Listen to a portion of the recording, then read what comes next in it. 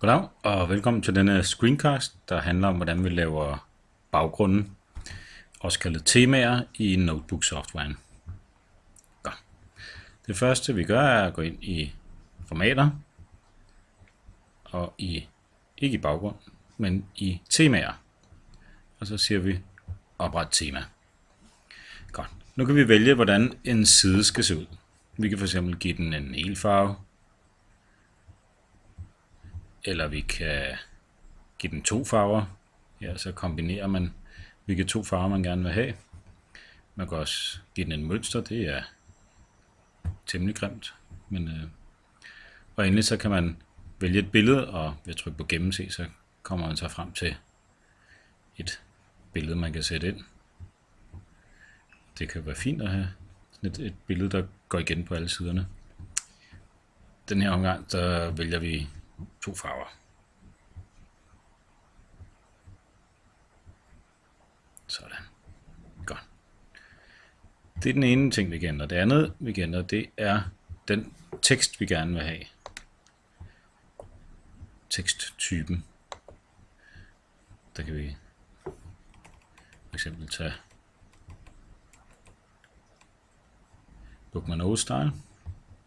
Og vi siger, at bogstaverne skal generelt være 18 store, og de skal være grønne. Godt. Vi kan også give temaet et navn, hvis nu siger, at det er noget, vi især vil bruge i et fag eller til en bestemt ting. Så her så kalder vi det her for spansk baggrund. Ikke fordi der er noget specielt spansk over den. Godt.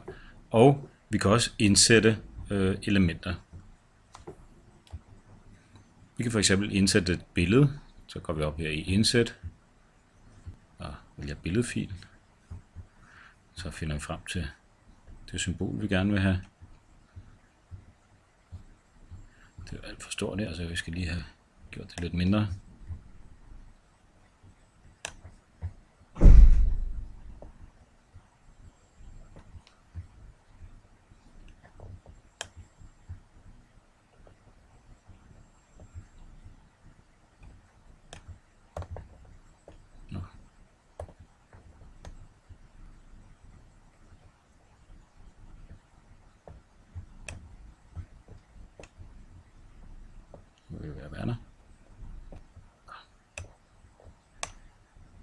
Vi kan da gå ind og ændre det her billede, hvis vi vil. Vi kan fx fjerne de her farver rundt om. Sådan.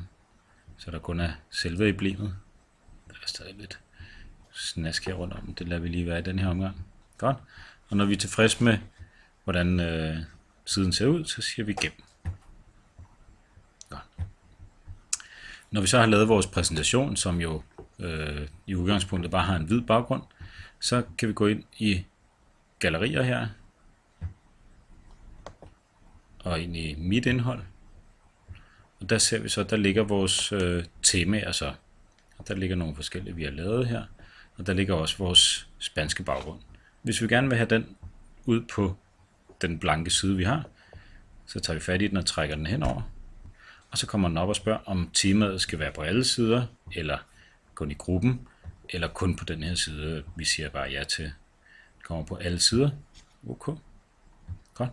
Og så vil alle sider se sådan her ud, og når vi laver en tekstboks, så vil den skrive med grøn skrift i Bookman Old Style 18.